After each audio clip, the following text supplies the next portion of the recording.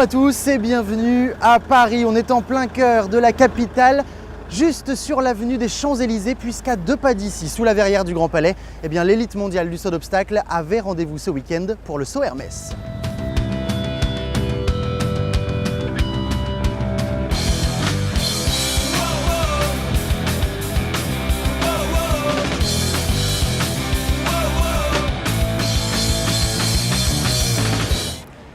Et ça y est, nous sommes maintenant devant l'entrée principale du Grand Palais et de ce saut Hermès. Dans quelques instants, j'irai rejoindre Éric Lamaze, le champion olympique, pour parler de ce lieu atypique pour organiser un concours d'un tel niveau. Mais avant, direction La Corrèze et Pompadour, puisque ce week-end, il y avait les championnats de France, les Masters Pro. Qui va succéder à Donatien Choly?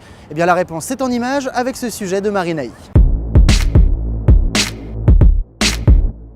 Le succès chez les militaires passe de père en fils. Après le classement de son père Didier dans le trophée des 7 ans, c'est Donatien qui a eu le droit aux honneurs. Le maréchal des logis s'est imposé à la tête des Masters Pro de complet courus en comité restreint à Pompadour. Une semaine avant badminton, les meilleures cartouches sont restées à la maison. Champion de France l'année dernière, Donatien Choly a remis son titre en jeu avec Ocarina, le Hongre de 9 ans qui l'a mené à la victoire en 2010. Dès le dressage, il prend la tête de l'épreuve à seulement 2,2 points devant Maxime Livio et Jaipur 2.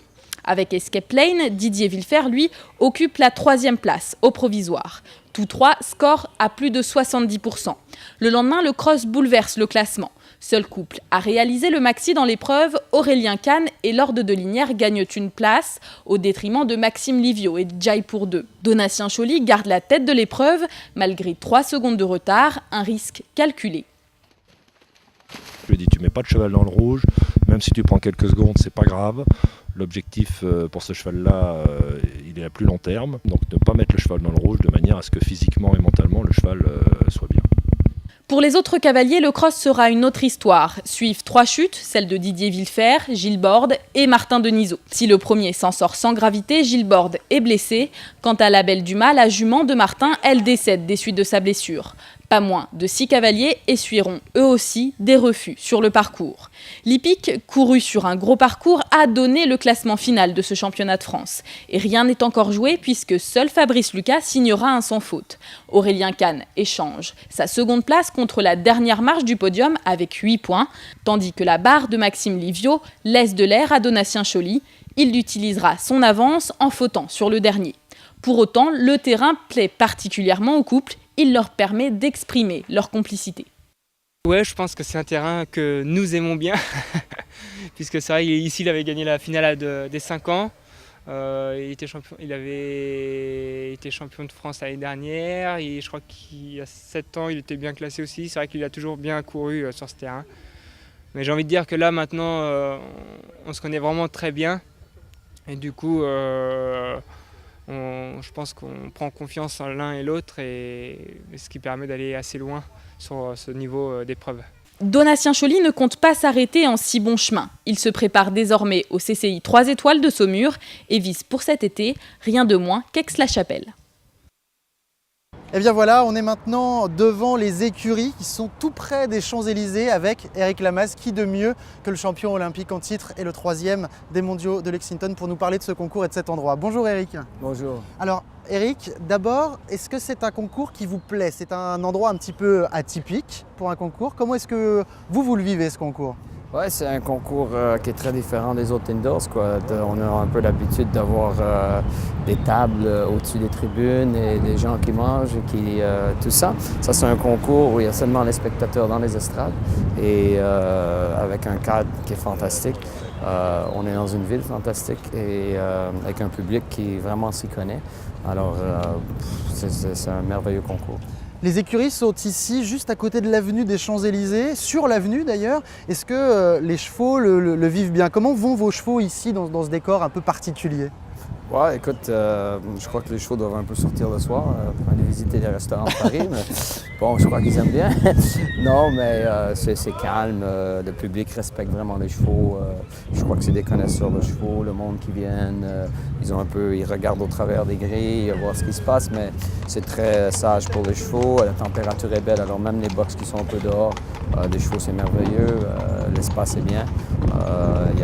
On est à côté du manège, alors ils n'ont pas besoin d'aller très loin pour se rendre.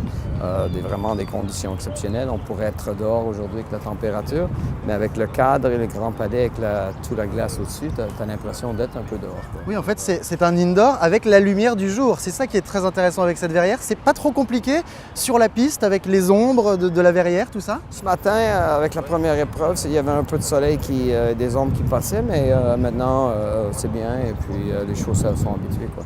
Alors, parlons un petit peu sport avec X-TED, qu'on revoit nous ici en Europe. Vous étiez en Floride pendant la tournée de Palm Beach, tout ça. Est-ce que X-TED là-bas s'est reposé ou bien est-ce qu'il a travaillé? Comment est-ce que vous avez géré l'hiver? Oui, il s'est reposé au point de vue concours. Il a continué à être monté, à saillir. Mais au point de vue concours, il recommence son été ou son année ici à Paris.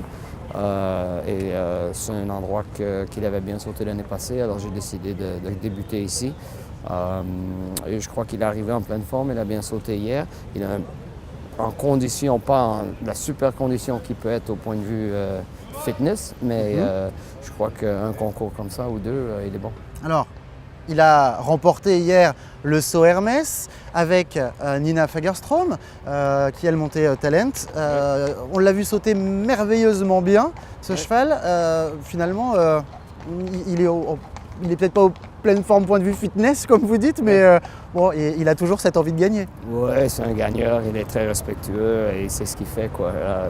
Peut-être aujourd'hui, le troisième jour d'avoir sauté, on va peut-être sentir une petite fatigue. C'est un peu ce que je dis. Il n'est pas en fitness. Aujourd'hui, il va sentir sur la un durée. peu, ouais, mais au point de vue de faire des concours et lui demander des choses, il est à 110% tous les jours. Alors on va juste dire 2-3 petits mots de Nina, qui était votre partenaire. Nina n'est pas canadienne, hein, Nina est finlandaise. Normalement, c'est vrai que les couples sont du même pays. Vous êtes de la même écurie en revanche. C'est ça, vous montez tous les deux en Belgique, elle est aussi installée là-bas. Oui, on est des amis, premièrement, et puis on se connaît depuis longtemps. Elle a monté beaucoup de chevaux à moi, et pour mes propriétaires, c'est une super cavalière qui est en train de se faire une belle carrière, et puis c'est un honneur de monter avec elle, on se connaît bien, et puis on est très content d'avoir gagné. Bon, bien, merci beaucoup Eric, en tout cas de nous avoir consacré un petit peu de temps ici, dans ce cadre assez magnifique, c'est vrai. Bonne chance pour le Grand Prix, puisque le Grand Prix n'est pas encore couru, mais je vous propose tout de suite de faire un point sur les résultats. Alors même si on sait maintenant qu'Eric Lamaze et Nina Fagerström ont gagné le saut Hermès, eh bien petit résumé de cette épreuve et bien sûr du Grand Prix tout de suite.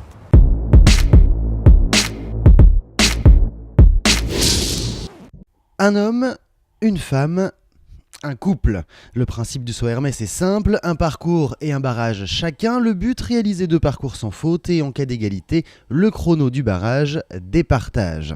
Et à ce petit jeu, Eric Lamaze et Nina Fagerström sont donc le couple parfait puisqu'ils sont les seuls à finir sans faute et dans le temps qui peut user certains couples ou bien les faire manquer la victoire puisque pour un point de temps dépassé au premier tour, la paire américaine Bizzy Madden Richard Spooner ne sera que deuxième et même punition pour les Allemands Meredith Michaels-Berbaum et Marcus Henning.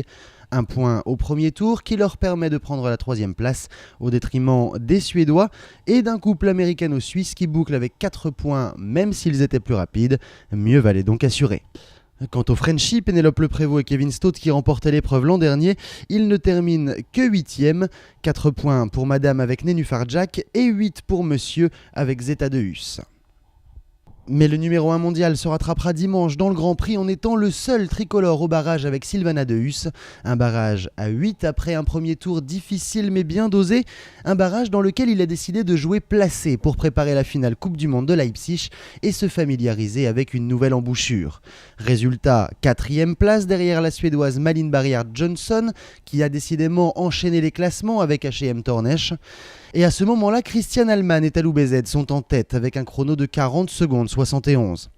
Et l'Allemand le restera, mais ex-aequo avec Rick Emmerich et Quarko de Carambar.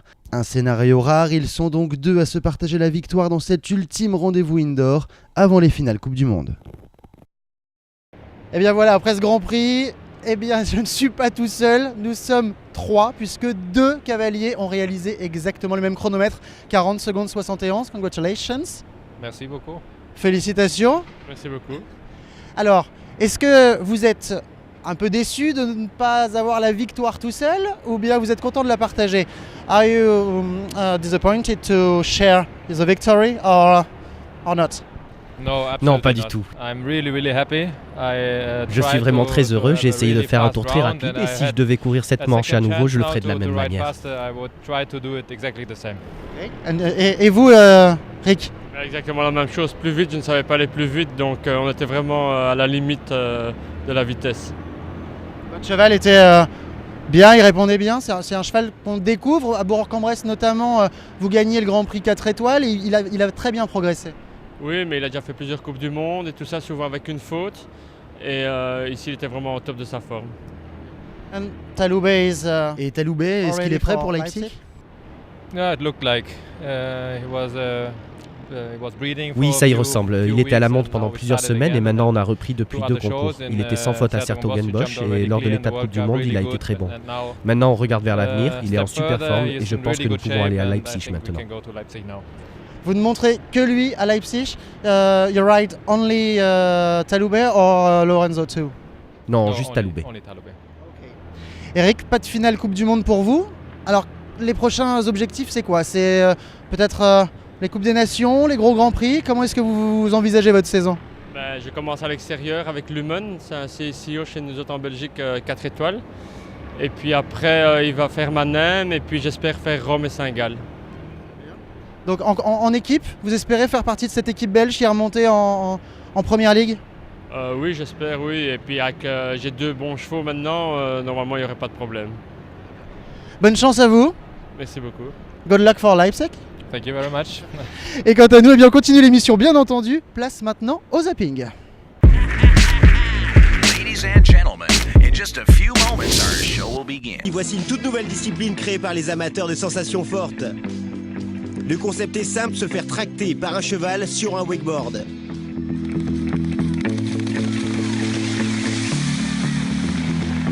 And they have some sort of dysmorphic features or features that aren't really normal or healthy. This little guy is like all horses, he's almost all leg. New owners Charlie Cantrell and Dr. Rachel Wagner considered gelding Einstein, but now they're going to wait. So it's all that junk inside your trunk. I'ma get you drunk, get you love drunk.